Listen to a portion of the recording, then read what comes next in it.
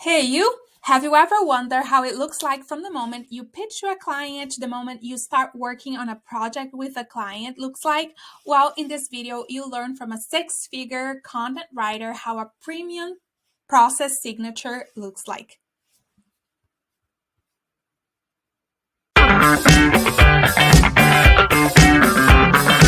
Chelsea Dorkey, she asked, "What are some?" She's from Chelsea. She has other questions. She said, "What steps do you use to communicate with clients? Like go on phone calls, then write contract, then write outline draft. Basically, what process do you recommend to use to keep in contact with clients with an article assignment?" Yeah, for me, if a client reaches out to me and they're like, hey, I'm interested, or are you interested in this project?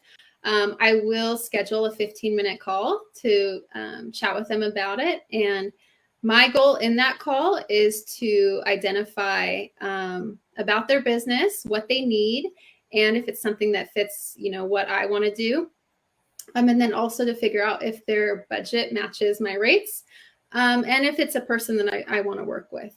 And so if it's a go, then we figure out the starting place, the first assignment, and the timeline for it. And for me, I'm always trying to figure out, and I think it's important for all writers to figure this out with new clients, is where they're at in their content development strategy. Sometimes, they have it all figured out and they're going to give you a brief with all of the details you need to write the piece. And other times they're going to want you to do that for them. And that is a completely different job of being a content marketing. And it should come at a higher price because it takes more time to figure all that out for them. Mm-hmm. And some clients, if they don't have it in place, they don't know that they should. And so they just put that on the writer and without really knowing or paying more for it. So I would say make sure that you figure out where they're at and, do they have topics? Do they have links that they're going to give you? Do they have keywords they want you to target, or is that going to be on you? So once you figure all that out, the next step would be either to sign a contract or do a trial assignment. I've done it both ways where the contract comes after the trial assignment or it comes before, if there isn't one. And then if you are creating a brief, I would say you do that first and then send that over for approval so that you can minimize the amount of editing you need to do. By getting their approval of the outline, then you have something to go by so that they can't just ask you for endless edits. You're like, well, you approved this and this is what the article should include.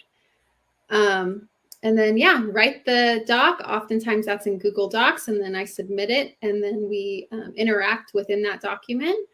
And then once it's complete and approved, you get paid, you ask for any feedback for the next one, and then move on.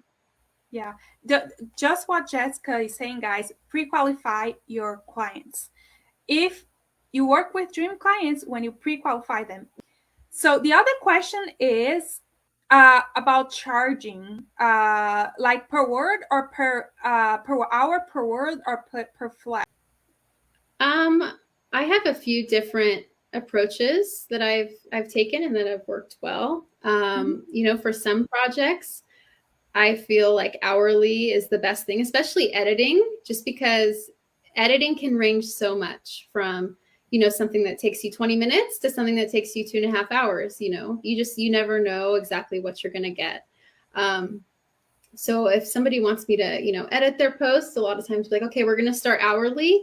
And then, if it's going to be the same type of article over and over, then maybe we can come to a fixed price agreement after doing a few, because I'll have a general feel for what is required. And then maybe, ideally as a writer, you're going to get into situations where you can have retainers. So they need a set amount of work per month, and then you can charge for that at the beginning of every month. And so you can kind of have your bread and butter, your core business revenue from that. But yeah, go ahead. So, but for the editing is just another service that you provide, just editing, because you're also the content writer strategist, right? It's like another kind of service that you offer to your clients. Oh, that's great. Okay. Right. So the other with writing, Oh, Yeah, go ahead. go ahead. I was just going to say with writing, you know, after so many years, you pretty much know what something's going to take you when you're writing it from scratch, you know, just by looking at the scope. So I think that that's easier to kind of figure out the prices that you need to set there, where editing kind of has that element that's out of your control. Yeah, thank you so much, Jessica, for sharing your experience. The other person say, I would also, would you recommend niching down?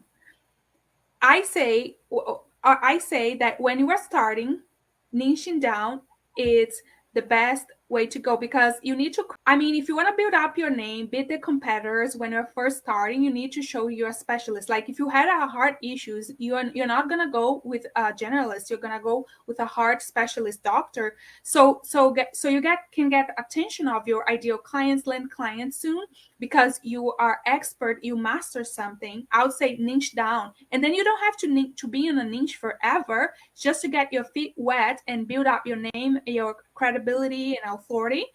That's my experience. It worked for me, and I've seen other people as well. They say, you know, after I niche down was the best thing for my business. Like, I don't know, what has been your experience, Jessica? Yeah, choosing a niche for me really elevated my career to the next level. But when I first started, I didn't have a niche because I didn't know what I wanted to do. So I just took writing in a whole lot of different areas and experimented to kind of see where I wanted to land. And once I figured it out, then I did niche down, and yeah, it helped a lot. And I definitely recommend doing that at some point. I see that one of the questions was what factors other than preference and prior knowledge would you consider for niching? And so that kind of ties into this question. And I would say demand is huge for the type of content, and competitive pay. So those were two things that really helped me choose my niche, which is personal finance. Was I just kept getting a lot of work in that area, and it was better pay than my other work that I was getting. And after a while, I'm like, okay, it just makes sense. I like doing it. There's a lot of it, and it pays well. So, you know, it was just kind of a natural choice from there. Yeah, from when I was starting, like I hired a coach, and how he helped me work really well. Like he's like, pick three things you love, three things that you have experience with, and three things that you are good at. Then make a draw and decide, because you gotta decide to have results fast. Decide one and go for it for a couple of months until you have landed your clients. And also that whatever you pick, you gotta research if it's profitable. Because if it's not profitable, you're not gonna make money with it. So that's very simple. Three things you love, three things you have experience at, either educational background or work. Three things you're good at. Pick one thing, make a draw, pick one thing, go for it. No, doesn't mean that you can change, but it's just for you to have results, especially if you really want to land clients fast. And it really worked for me. And then go for it, because also you need to go find and connect with those people at that niche, right? Make sure it's profitable. Make sure connect with when you decide, connect with people from that niche to see if they are getting paid well. Like if you research and you couldn't find if that niche is profitable, connect with people that write for that industry and see how their experience with getting paid are. All right, thank you so much, Jessica. So, is there anything else you would like to say before we finalize? Because I am going to just say that I am officially launching a program to help you guys to land clients, to transition a conversation into from social media to turn to a call. How to position yourself as an expert in the industry. And I invited Jessica to partner up with me to, you know, to help you with content create, like just to critique your content and help you if you're struggling with that.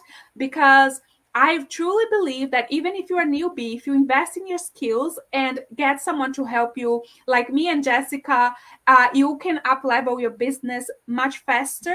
And I mean, if you don't have confidence to produce good content, this is a great opportunity because Jessica has had lots of experience when it comes to content creation. And so she's going to be helping my students. Guys, if you guys want to like land your client, if you're new and really want this, maybe want to quit your 9 to 5 in a couple of months, and you need help with clarity, how to, what social media you should market yourself, researching a niche. Anyways, my program is focused in client acquisition, and Jessica is going to help you guys with the word is yours now. Thank you so much. Thanks for the kind words too, Francine. That. So yeah, I'm really excited to partner with Francine and to help some of her clients that she's working with with their content. That's it for today, amigos. If this content have helped you somehow, make sure to hit the button subscribe.